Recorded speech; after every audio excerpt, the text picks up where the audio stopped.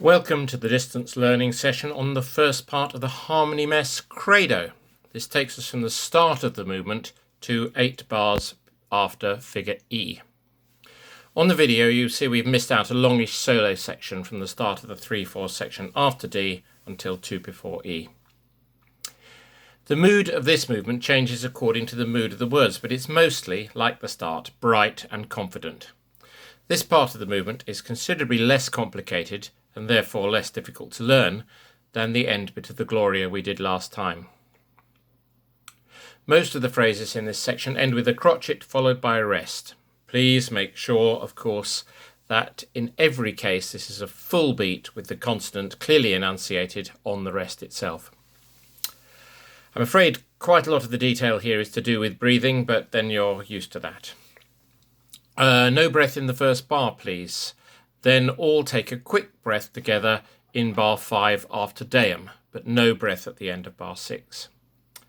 In bar 10, a quaver breath after Omnipotentem, then no breath in the middle of the next bar. All of these are the whole choir acting together, so it'll sound really good if we're unanimous.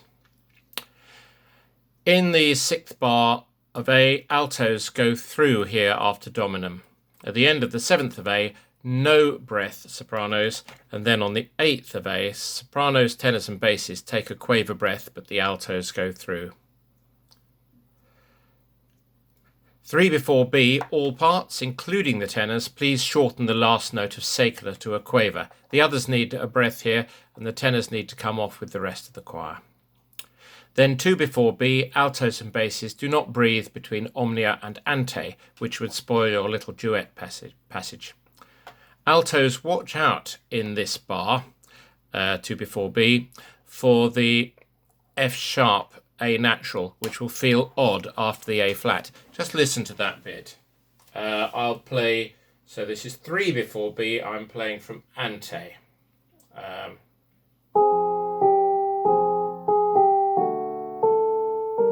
So that chromatic bit feels weird going from F minor to D major chords. Rather unusual, so don't be caught out. Let's find my place in the notes again.